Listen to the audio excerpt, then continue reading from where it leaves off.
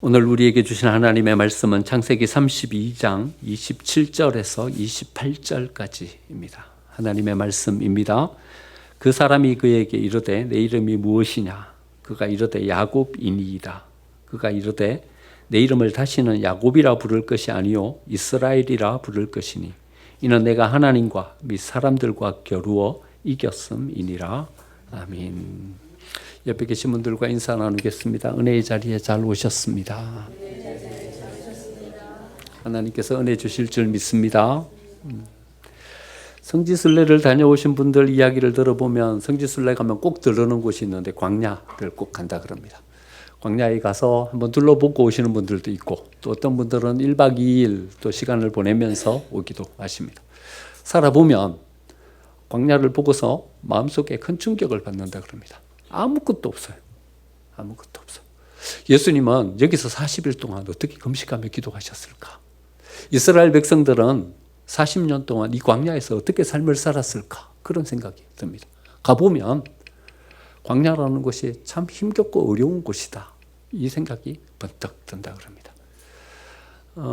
우리는 생각하기에 광야하면 너무 힘들고 어려운 곳이다. 낮에는 더위가, 밤에는 기온이 뚝 떨어진 추위가, 어떤 것을 먹을까 아무리 찾아봐도 먹을 것이 안 보이고, 목이 마를 때 어디서 목을 죽일까 아무리 뒤져봐도 샘을 발견할 수가 없고, 이런 곳이 광야다. 힘들고 어려운 곳이다. 이래 생각합니다.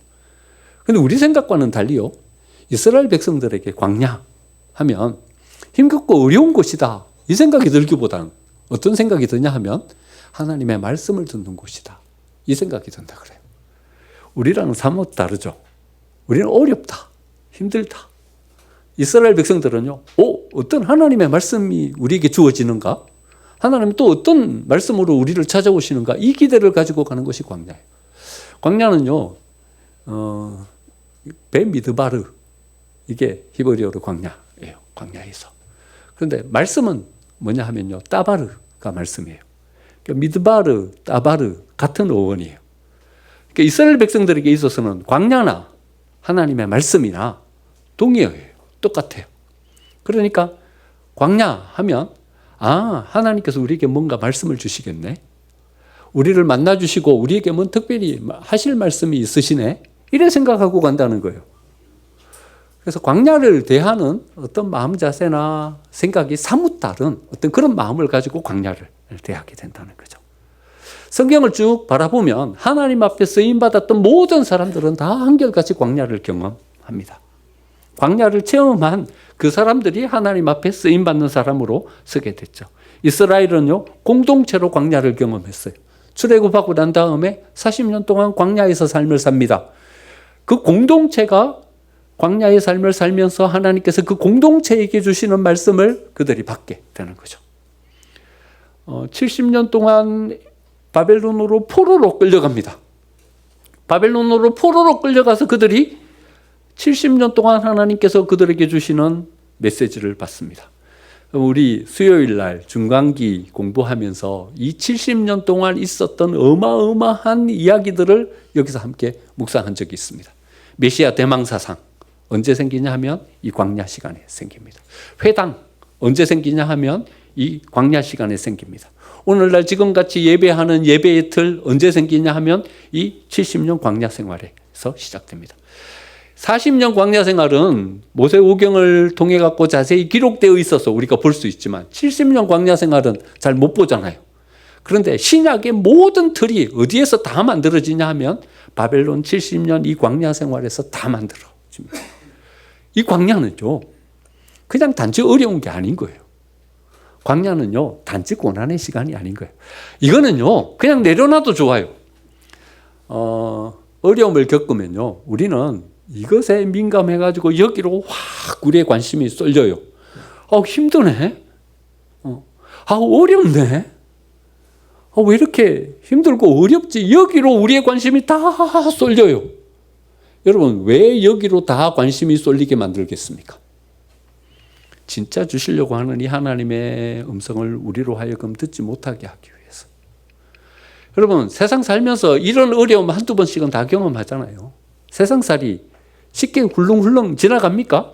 다 어렵죠. 다 힘들죠. 야, 힘들고 어렵다고 여러분 우리의 삶을 포기하고 우리의 삶을 그만둡니까? 회사에서 어려움이 닥쳤어요. 그럼 회사 관두십니까? 여러분 건강에 어려움이 닥쳤어요. 그러면 건강 포기해버립니까? 거기에서 다시 재정비하고 거기에서 다시 단단히 틀을 다지고 하면서 우리의 삶을 새로 세우죠. 그러니까 하나님께서 우리에게 어떤 말씀을 주시기 위해서 우리를 광야로 이렇게 내모신다면 아유 어렵고 힘드네. 여기에 빠져 있을 것이 아니라 하나님께서 우리에게 허락해 주시는 거기에 귀를 기울이면서 나아가야죠. 예수님도 광야를 경험했어요. 모세도 광야를 경험했고요. 요셉도 광야를 경험했어요. 다윗도 광야를 경험했고요. 모든 하나님 앞에 쓰임받은 사람들은 광야를 경험하면서 이 광야를 통해서 하나님께서 그들에게 주신 메시지를 붙잡고 그가 누구인지를 발견하고 그가 왜 여기에 존재하면서 무엇을 위해서 살아야 하는지를 찾고 씁니다. 그 말씀을 듣고 찾고 섰더니 모세가 됐고요. 요셉이 되고 다윗이 되었던 겁니다. 그러니까 하나님이 우리를 세우시려고 하는 거예요. 우리에게 뭔가를 주시려고 하는 거예요. 그러니까 아프고 힘든 거 여기에 우리의 모든 에너지를 쏟고 여기에 붙잡혀 있지 말고 우리는 어디에 더 관심을 쏟고 나아가야 하냐면 하나님이 진짜 우리에게 주시려고 하는 여기에 우리의 마음을 쏟고 나아가면 하나님께서 이 통로를 통해서 주시는 그 진미를 우리가 거기서 맛보게 되는 거죠. 그럼 광야에서 하나님은 무엇을 말씀하실까요? 광야에서 뭘 말씀하실까요? 광야, 따바르. 하나님께서 말씀하시는 장소가 광야잖아요. 뭘 말씀하실까요? 그런데요, 우리의 삶을 이렇게 바라보면 하나님께서 뭘 말씀하실 건가 그 말씀하시는 게 들리는 게 아니라 뭐가 들리냐 하면요. 우리가 듣고 싶은 말, 그게 우리에게 들려요. 그렇죠? 여러분, 하나님은 무수하게 많은 말씀을 우리에게 허락해 주고 계세요. 그런데 그게 우리에게 들려요? 안 들려요. 안 들려요. 무슨 말씀만 들리냐 하면요. 내가 듣고 싶은 그 말씀만 내게 들려요. 왜 광야가 하나님의 말씀을 듣기에 좋은 장소인가 하면요. 광야에 가면요. 우리가 할 수 있는 것이 없어요. 어떻게 먹고 살지? 아무리 고민해도요. 거기에서 방법을 찾을 길은 없어요. 뭘 마시지? 아무리 고민해도 거기에서 뭘 마실 수 있는 방법을 찾을 수는 없어요. 그러니까 이 모든 것들이 다 내려놔지는 거예요. 그리고 어디에 집중하게 되냐 하면요. 우리의 본질, 내가 누군가. 야, 나는 뭔데 여기에 서 있는 거지? 나는 어떤 사람인데 이런 실패와 좌절 가운데 지금 여기 서 있는 거지? 자기 자신의 본질, 거기에 이렇게 집중하면서 서게 돼요. 여러분, 광야를 경험하면요. 자기의 본성이 나와요. 예외 없어요. 예외 없어요. 모든 사람은 광야 앞에서 진짜 자기가 돼요. 여러분, 이때를 놓치지 말아야 돼요. 내가 누구인지 여러분 아세요? 여러분, 자기가 누구인지 제일 모르는 사람이 자기예요. 다른 사람은 다 알아요. 아, 저 사람은 이런 분이구나 다 알아요. 그런데요, 자기를 모르는 유일한 한 사람이 있는데 그게 자기예요. 자기는 자기를 몰라요. 내가 어떤 사람인지 몰라요. 그런데 내가 누구인지 알 수 있는 가장 좋은 장소가 바로 광야예요. 광야에 가면 내가 나와요. 광야에 직면했을 때 내가 어떤 사람으로 서는지 그게 나예요. 이때 우리를 발견할 수 있는 이 기회를 놓치지 말아야 돼요. 그냥 보면 잘 안 보여요. 뭔가 이렇게 비추어 볼 수 있는 곳이 있으면 자기를 선명하게 딱 볼 수 있어요. 여러분 아침에 나오실 때 여러분 어디에서 여러분들의 모습을 보고 나오셨습니까? 거울에서. 거울을 보시고 나오셨죠? 거울 봐야 내가 보여요. 여러분 거울을 보지 않고 나를 볼 수 있는 곳은 없어요. 거울의 앞에 서면 내가 선명하게 딱 드러나는 것처럼 우리가 하나님 앞에 딱 서면 말씀 앞에 딱 서면 우리가 누구인지 선명하게 딱 드러나요. 여러분 세상에서 이야기하는 소리가 내가 아니에요. 사람들은 나를 향해서 이런저런 평가를 하고 이런저런 폄하를 해요. 그건 진짜 자기가 아니에요. 오늘 본문에서요. 천사가 야곱에게 묻습니다. 오늘 27절 말씀 보니까요. 그러죠. 사람이 그에게 이르되 내 이름이 무엇이냐? 그가 이르되 야곱이니이다. 야곱은 자기를 누구라고 말합니까? 야곱이라고 말합니다. 야곱이라는 이름의 뜻이 뭡니까? 발뒤꿈치를 잡은 자입니다. 발뒤꿈치를 잡은 자. 2인자예요. 형 에서가 먼저 태어났어요. 쌍둥이로 태어났지만 그는 둘째 아들이에요. 여러분 둘째 아들은 기대할 것이 아무것도 없어요. 모든 축복은 누구에게 주어지냐 하면 맏아들에게 주어져요. 모든 하나님의 은혜는 어디로 흐르냐 하면요, 맏아들을 통해서 이렇게 흘러요. 2인자로 태어났고 보니까는요, 자기에게 돌아올 것은 아무것도 없는 거예요. 버려지는 카드예요. 야곱의 삶이 자기 스스로를 바라볼 때 나는 주목받지 못하는, 뭔가 중심에 서지 못하는 버려지는 카드다, 이렇게 생각되니까 자기의 삶이 억울해서 견딜 수가 없는 거예요. 나이 차이가 한 2년이라도 나야 동생으로서의 어떤 포지션을 가지죠. 쌍둥이로 태어났는데, 같은 날 태어났는데 자기는 둘째 태어났다고 해갖고 아무것도 가진 것이 없어요. 기대할 것이 없어요. 야곱이에요. 발뒤꿈치를 잡은 2인자로서의 삶이에요. 어째 해보려고 애쓰다가 아버지를 속이고 형 에서를 속이고 섰다가 그냥 잘못돼가지고 집에서 쫓겨나요. 쫓겨나갖고 외삼촌 라반의 집으로 가요. 외삼촌 라반의 집으로 갔는데 외삼촌 라반에게 야곱은 어떤 사람이에요? 천덕꾸러기예요. 천덕꾸러기. 자기 집에 와갖고 밥이나 축내는. 그래가지고 라반이 생각하기에 그냥 우리 집에서 밥만 축내게 할 수 없다. 그래서 종으로 부려먹죠. 라반의 종이 돼가지고 죽도록 종살이 하면서, 라반이 야곱보다 더 교활한 사람이에요. 이런저런 술수를 부려가지고는 종살이를 하게 해요. 21년 동안 종살이로 거기서 삶을 살아가게 돼요. 그러니까 자기의 삶을 이렇게 바라봤더니 그냥 쓸모없는 천덕꾸러기에 버려지는 카드에 이런 인생으로 살아가는 자기의 모습을 발견하게 됩니다. 내가 누구냐? 야곱이니이다. 야곱이니이다. 세상과 맞서 살아가면서 야곱이 경험하게 된 경험은 좌절과 절망, 버려지는 카드로서 쓸모없는 인생이라는 그것을 붙잡고 서게 되는 거죠. 그런데요, 우리가 이 광야의 가장 깊은 곳이라고 할 수 있는 약복 나루터, 거기에 서면요, 세상이 말하는 나만 발견되는 것이 아니라 내가 누구인지를 이렇게 주목하면서 가면 세상이 말하고 있는 나가 보이는 거죠. 첫 번째 27절에서 이야기하는 것처럼요. 세상이 말하는 나만 보이는 것이 아니라 또 거기서 뭘 발견하게 되냐 하면요, 하나님이 나에게 말씀해 주시는 내가 어떤 존재인지도 우리가 발견하게 돼요. 우리가 나라는 본성에 이렇게 관심을 가지고 나아가면요, 하나님은 그 기회를 놓치지 않으세요. 그래서 우리에게 딱 말씀해 주시는 거예요. 너는 누군지, 어떤 존재로 나는 네가 서기를 원하는지, 내가 누구인지를 거기서 딱 말씀해 주시는 거죠. 야곱은 거기서 하나님을 만나고 브니엘이다 이렇게 불렀어요. 하나님의 얼굴. 내가 여기서 하나님을 만났다 이렇게 고백했어요. 그런데 여러분, 야곱이 만난 게 하나님이에요? 하나님을 만나긴 했어요. 그런데 하나님보다 더 중요한 인물을 만났어요. 누구예요? 자기 자신이요. 자기 자신을 만나게 되는 거예요. 28절에 뭐라 그래요? 그가 이르되 내 이름을 다시는 야곱이라 부를 것이 아니요, 너는 발뒤꿈치나 붙잡는 2인자 쓸모없는 천덕꾸러기 사기꾼이 아니다, 딱 선포하시는 거예요. 그리고는 뭐라고 말씀하시냐 하면요, 이스라엘이라 부를 것이니. 이스라엘이 뭐예요? 하나님과 겨루어 이긴 자라는 뜻이에요. 너는 하나님과 겨루어 이긴 자이다. 여러분, 하나님과 겨루어 이긴 자라는 이 말 속에 포함되어 있는 게 어떤 의미가 포함되어 있어요? 이제 너를 이길 사람은 아무도 없다. 하나님과 겨루어 이겼으니 세상에 어떤 존재와 이제 야곱과 겨루어 이길 수 있겠습니까? 그러니까 하나님은 야곱을 향해서 이렇게 선포하고 계시는 거예요. 너를 이길 사람은 이제 없다. 너는 패배자가 아니라 승리자이다. 너는 2인자 버려지는 카드 천덕꾸러기가 아니라 이제 너는 하나님 앞에 쓰임받는 하나님의 사람으로 서게 될 것이다. 이스라엘이다. 그리고는 그렇게 쓰임받죠. 그가 하나님이 하나님의 그 뜻을 이루어가는 나라 이스라엘을 세우는 출발점, 그 시작을 이 야곱을 통해서 시작하시잖아요. 그가 그런 존재로 쓰임받고 세움받는 장소, 그 장소가 어딘가 하면 바로 광야인 것이죠.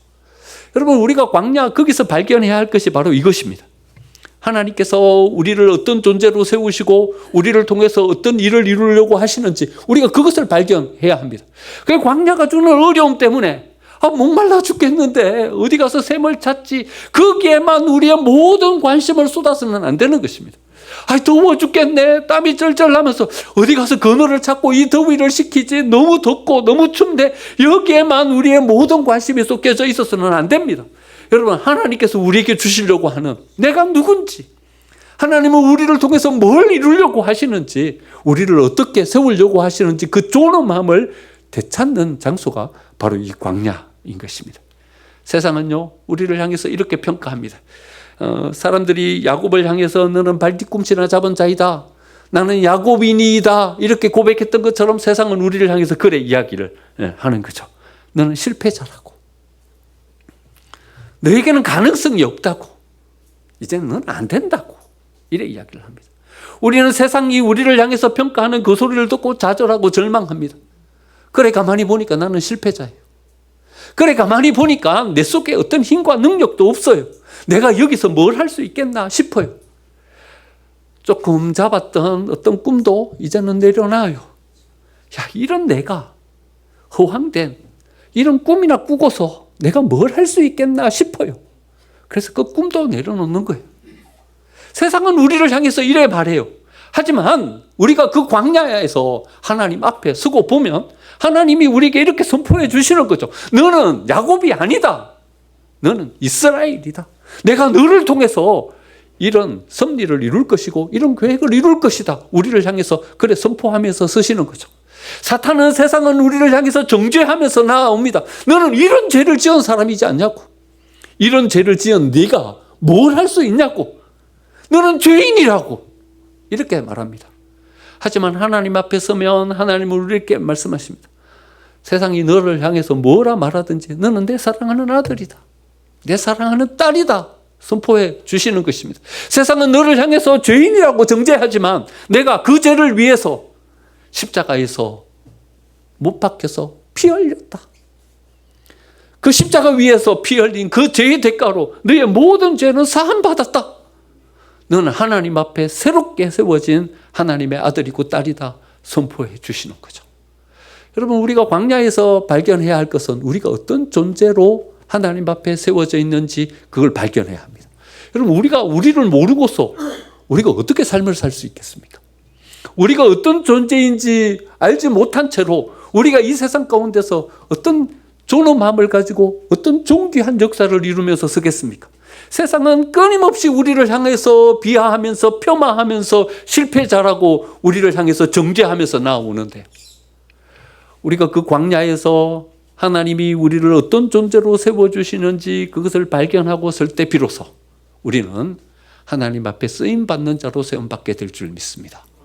비록 광야의 삶이 힘겹고 어려울지라도 그 광야 한가운데서 하나님이 선포해 주시고 하나님이 말씀해 주시는 우리의 존재를 발견하고 서시는 그 존엄함을 회복하시는 저와 여러분이 되시기를 간절히 축원드립니다.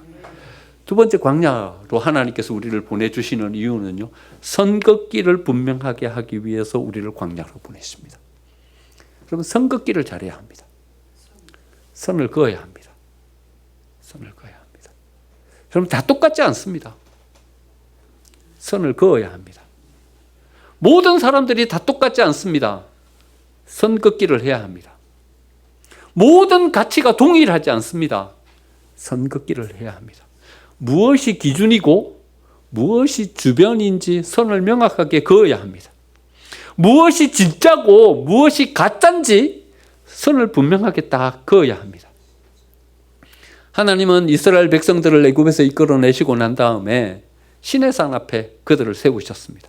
시내산 앞에 그들을 세우시고는 하나님은 이스라엘 백성들에게 이렇게 선포하십니다. 레위기 19장 2절. 너희는 거룩하라. 나 여호와 너희 하나님이 거룩함이니라. 너희는 거룩하라. 이렇게 말씀하십니다. 그럼 거룩이 뭡니까? 거룩에 대해서 여러 번 묵상했죠. 카도시. 구분하는 겁니다. 너희는 구별된 백성으로 서라. 선긋기를 하시는 겁니다. 너희는 저 애굽 사람들과 다르다. 거룩하라. 딱 선을 그으시는 것입니다. 너희는 구별된 백성이다. 구별된 백성으로 서는 것, 이게 바로 거룩함입니다. 구별된 안목을 가지는 것, 이게 거룩함입니다. 여러분, 믿음이 뭡니까?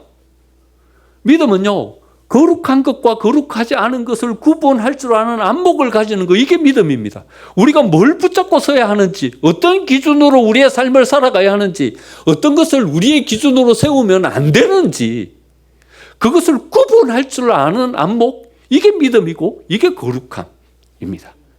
하나님께서 우리에게 광야를 주시는 이유가 있습니다. 광야로 가보면 이게 분명하게 드러납니다. 이게 진짜인 줄 알았어요. 이게 우리의 삶을 좌지우지하는 줄 알았어요. 그래갖고 이걸 중심에 세우고 살았어요. 근데 광야에 가보니까는요, 이건 아무것도 아니에요. 쓸모없어요. 똑똑하고 지혜로운 것이 이 세상의 삶을 살아가는데 얼마나 중요합니까? 그렇죠? 그걸 갖고 광야로 갔는데 이 지식은요, 광야에서는 아무 소용이 없어요. 거기서는 우리의 삶을 세워갈 수 있는 근본이 되지를 않는 거예요. 그제서야 아는 거예요. 이것으로 내가 삶을 살 수는 없는 것이구나 아는 거예요. 이건 가짜예요. 우리가 우리의 삶을 세워가면서 소유와 재물이 우리의 삶의 진짜인 줄 알았어요. 이것만 있으면 다 돼요. 못할 것이 없어요. 누릴 수 없는 것을 누릴 수 있어요. 소유만 있으면 모든 것을 다 할 수 있어요. 그런데 광야에 딱 나가보면요, 이것이 진짜가 아니라는 것을 광야 거기에서 발견하게 되는 거예요. 그것 가지고는 아무 쓸모 없어요. 여러분, 광야에서 그걸 갖고 양식을 살 수 있어요? 마실 물을 살 수 있어요? 아무 소용이 없는 거예요. 광야에 가보면 그때 드러나게 되는 것이 어떤 것이 진짜인지 어떤 것이 가짜인지를 알게 돼요. 선긋기를 할 수 있는 안목을 거기서 가지는 거예요. 어떤 것이 기준인지 어떤 것이 주변인지 선긋기를 할 수 있는 통찰이 거기서 생기게 되는 거죠. 여러분, 우리가 살아가고 있는 이 시대가 어떤 시대입니까? 우리가 살아가고 있는 이 시대를 모든 사회학자는 포스트 모던 시대다 이렇게 이야기합니다. 지금 시대가 바뀌었어요. 고대 시대가 있었고 중세 시대가 있었고, 중세 시대가 있었고 근대 시대가 있었고, 근대 시대가 변해갖고 지금 현대가 있었잖아요. 그 시대가 바뀌는 거예요. 바뀔 때마다 얼마만큼 중요한 어떤 변화가 있었는지를 역사를 조금만 공부해보면 그 시대적 변화를 우리가 다 알 수 있어요. 근데요, 시대가 바뀌었어요. 현대 시대가 끝났어요. 그리고 또 다른 시대가 시작됐어요. 그런데 이 시대를 우리 스스로 이름을 붙일 수가 없는 거예요. 그래서 포스트 모던이라 이렇게 이름을 붙인 거예요. 근데 바뀐 시대예요. 바뀐 시대를 우리가 살아가고 있는데 이 시대가 가진 특징이 있어요. 그게 뭐냐 하면요, 모든 것을 상대화시키는 특징이 있는 거예요. 절대성이 사라졌어요. 그래서 탈종교화가 이 시대가 가지는 가장 큰 특징이에요. 종교가요, 중요하지 않은 시대가 됐어요. 요즘 젊은 세대들요, 종교? 관심 없어요. 관심 없어요. 탈종교화가 가장 중요한 특징이에요. 여러분, 종교가 가지는 특징이 뭡니까? 절대성을 세우는 거예요. 기준을 세우는 거예요. 모든 종교가 가지는 특징은 어떤 뭔가 기준이 있다, 뭔 틀이 있다, 중심이 있다, 이것을 말하는 게 종교의 특징이에요. 불교도 우리랑 다르지만 어떤 중심을 이야기해요. 힌두교도 이슬람도 우리랑 다르지만 어떤 중심을 이야기해요. 종교가 가진 특징이에요. 근데 탈종교화 됐어요. 중심을 인정하지 않아요. 그 대표적인 특징이요, 그 가톨릭 사제들을 이렇게 이제 양성하는 가톨릭 대학의 신학과, 사제가 되겠다고 오는 사람이 없어요.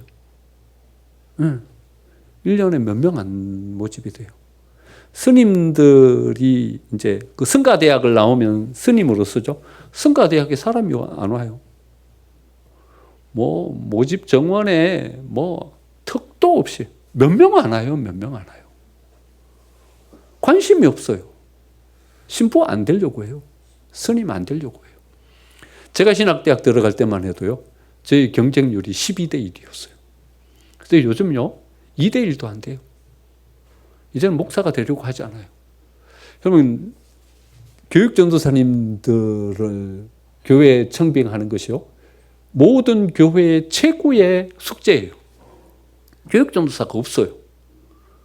사람들이 신학대학을 안 가요. 교회에서 교육전도사를 청빙할 수가 없어요. 사람이 없어요. 우리의 관심사가요, 탈종교화되고 있어요. 더 이상 종교에는 관심이 없는 이런 시대가 돼버렸어요. 이건 뭘 말하냐 하면요, 우리는 어떤 기준을 세우려고 하지 않는다는 거예요. 모든 것을 상대화시켜요. 모든 것을 상대화시키는 이 세대 속에서 우리도 알지도 못하는 사이에 모든 것을 상대화시키고 있어요. 여러분, 하나님의 말씀이 기준이죠? 말씀이 기준. 오직 예수님을 통해서만 구원을 얻죠? 우리는 이것을 지키려고 해요. 1900년도 말쯤에 감리교회 변선하는 확장이 종교다원주의를 이야기했어요. 교회가 발칵 뒤집혔어요. 종교다원주의를 신학대학에서 이야기를 해가지고. 그래가지고 변선한 학장은 교계에서 퇴출당하고, 교회가 종교다원주의에 대한 얼마만큼 큰 방어의 어떤 모습을 가지고 썼습니까? 오직 예수다. 예수님만을 위해서, 예수님만을 통해서 구원을 얻는다 이야기 하잖아요. 근데 요즘은요, 신학교에서 종교다원주의는 공공연하게 강의가 돼요. 우리도 알지 못하는 사이에 절대성은 다 무너졌어요. 교회는요. 교회도 마찬가지예요. 하나님의 말씀이 이야기하고 있는 여러 기준들이 있어요. 그런데요, 알아요, 우리도요. 하나님의 말씀이 뭐라고 하는지. 그래, 하나님의 말씀은 그래 이야기하고 있어. 근데 내 생각은 이거야. 이래 말해요. 하나님의 말씀이 기준이 없어져 버렸어요. 절대성을 가지고 하나님이 우리의 말씀의 기준을 제시하지 못해요. 내 생각은 이런데. 새를 모아요. 그래가지고 그 주장을 가지고 교회를 그렇게 이끌어가요. 레너드 스윗이라는 기독교 학자가 있어요. 아쿠아 처치라는 책을 썼어요. 우리는 한국말로는 모던 시대 교회는 가라라는 제목으로 번역이 됐어요. 읽어보면요, 이렇게 말해요. 시대가 많이 변했다. 그래서 이제는 방파제를 쌓아가지고는 포스트 모던의 이 물결을 막을 수가 없다. 파도가 좀 세게 칠 때는 방파제를 쌓으면 파도를 막을 수 있잖아요. 그런데요, 이 포스트 모던이 쓰나미가 돼버렸어요. 완전히 그것을 능가하고 우리에게로 덮쳐서 오는 거예요. 이제는 방파제를 쌓고 성을 쌓아갖고 교회를 지킬 수 있는 그런 시대는 지났어요. 이미 우리 한가운데 여기까지 들어왔어요. 우리도 알지 못하는 사이에 그렇게 다 변해버렸어요. 이미. 그래서 레너드 스윗은 뭐라고 말하냐 하면 거기 위에 파도 타기를 해야 된다. 이미 세상은 포스트 모던 세상이 돼버렸어요. 거기에 빠져들지 않으려면 어떻게 해야 되냐면 거기 위에서 중심 잡기를 해야 되는 거예요. 우리의 중심을 놓치지 않아야 돼요. 거기서 중심을 잃어버리는 순간 우리는 그 속에 빠져들게 되고 우리는 모든 것을 인정하지 않는 그런 사람으로 우리가 세워지게 된다는 거죠. 하지만 여러분, 시대가 이래 변했다고 중심이 없어지는 것입니까? 시대가 이렇게 변했다고 기준은 없어지는 것입니까? 여러분, 우리 삶을 이렇게 살펴보면 우리 자아가 중심이잖아요. 모든 세계의 중심이 나예요. 여러분, 다른 사람 관심 없어요. 내가 중심이에요. 다른 진리, 기준 상관없어요. 내가 중심이에요. 여러분, 천동설로 회귀했어요. 여러분, 천동설로 회귀했어요. 예전에 지구가 중심이고 지구 중심으로 모든 우주가 돌아가고 있다고 이렇게 믿던 천동설로 회귀했어요. 그 중심은 이제 지구가 아니라 나예요. 자기 자아예요. 자기 자아가 중심이에요. 근데 여러분, 우리 자아를 보세요. 얼마나 죄된 본성을 가지고 있어요. 우리가 중심이 될 수 있습니까? 우리가 중심이 되는 순간 우리는 길을 잃어버려요. 여러분, 이 세계를 보세요. 뭐가 중심입니까? 세계의 권력, 힘, 지식, 돈, 소유, 이게 중심이에요. 이것만 가지면 우리의 삶은 성공할 수 있고 우리의 삶은 잘 살 수 있다고 이렇게 믿고 있는 시대가 됐어요. 하지만 여러분, 이게 중심이 될 수 있습니까? 이게 중심이 되는 순간 우리는 방향을 잃어버려요. 돈이 제시하는 방향 어디겠습니까? 권력과 힘이 제시하는 방향 어디로 나아가겠습니까? 전쟁하고 싸우고 다투고 빼앗고 이런 세계로 나아가는 거죠. 여러분, 그건 중심이 될 수 없습니다. 그게 중심이 되는 순간 우리는 혼란 속에 빠지게 되는 것입니다. 뭐가 중심이 되어야 합니까? 하나님의 말씀이 중심이 되어야죠. 우리는 이것을 포기할 수 없는 거죠. 이것을 어떤 희생과 어떤 대가를 치르더라도 이걸 붙잡고 나아가야 하는 거죠. 하나님께서 우리를 왜 광야로 내보내십니까? 이 기준을 놓치지 않게 하기 위해서요. 우리의 기준이 무엇인지를 우리가 눈을 번쩍 뜨고 바라보게 하시기 위해서요. 광야는 어려운 것임은 분명합니다. 하나님도 아세요. 광야로 나아가면 어떤 희생을 치르게 되고 얼마만큼 어려움을 당하게 될지 하나님은 아세요. 그럼에도 불구하고 보내세요. 왜요? 우리가 그 통찰을 가지고 지켜가야 할 것을 지켜가기 위해서요. 우리가 누구인지를 스스로 바라보고 하나님의 존엄함을 가진 하나님의 사람으로 우리를 세우기 위해서요. 그 치르는 희생의 대가보다도 하나님이 우리에게 주시려고 하는 이것이 훨씬 더 중요한 것이기 때문에 그 희생을 치르고서라도 이걸 지켜가기를 원하시는 거죠. 2001년도에 제가 이제 부목사 되고 난 그 다음 해인 것 같아요. 교회에서 한양대 음대 교수님이 계셨는데 그 교수님이 첼로를 가르쳐 주시겠다고 첼로하고 바이올린 반을 모집했어요. 근데 저도 음악을 좋아해갖고 첼로를 한번 배워보고 싶었어요. 그래가지고는 40만 원을 주고 첼로를 샀어요. 사가지고는 이제 가서 첼로를 배우는데 한 달에 10만 원씩 내래요. 아니 그때요 10만 원이면 큰 돈이었어요. 그런데요 모든 성도한테 첼로를 가르쳐 주면서 10만 원을 다 내라는 거예요. 10만 못 내는 사람은 오지 말으라고. 약간 시험에 들 뻔했어요. 10만 원을 내고 첼로를 배우라는 거예요. 그래도 배울 분들은 또 모여가지고 첼로를 배우고 저는 첼로하고 저희 집 사람은 바이올린하고 그래 했어요. 했는데 뭐 얼마 못 배우고는 미국으로 뭐 공부를 하러 떠났죠. 한 3, 4개월 배웠나요? 반짝반짝 작은 별은 저도 할 수 있어요. 여기까지 배워온 것만 못하고 말았어요. 미국 갔다 와가지고 이제 한 3, 4년 좀 지났어요. 그리고는 이제 그 교회를 들를 기회가 있어서 오전 예배를 갔는데 깜짝 놀랐어요. 그때 같이 배웠던 분들이 성가대 오케스트라로 쫙 세워져 있는 거예요. 그런데 그냥 얼렁뚱땅 하는 게 아니라 잘해요. 제법 잘해요.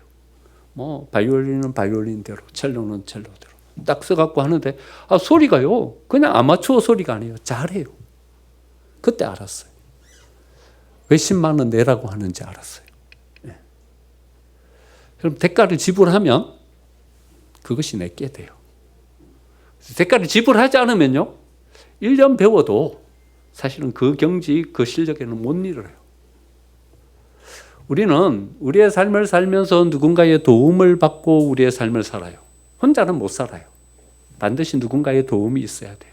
그런데 그 도움이 내 속에서 어떤 힘으로 어떤 내 삶의 에너지로 작용되기 위해서는요 내 속에서의 어떤 작용이 그것을 만나야 그것이 진짜 내 힘이 되고 내 삶의 에너지가 되는 거죠. 하나님께서요 우리에게 광야라는 대가를 치르게 하시는 이유가 있어요. 우리를 진짜 세우고 싶으신 거예요. 우리를 진짜 제대로 만들어 가고 싶으신 거예요. 어떤 교회도 감당하지 못할 안목과 우리 교회를 향한 통찰을 가지고 우리 생명생 교회를 세우고 싶으신 거예요. 우리 한 사람 한 사람을 그런 믿음을 가진 내가 누구인지에 대한 분명한 통찰을 가진 하나님의 사람으로 우리를 세우고 싶으신 거예요. 이 시대 속에서 우리를 통해서 하나님이 이루려고 하시는 그 뜻을 이루고 싶으신 거예요. 광야, 어려운 곳이면 분명해요.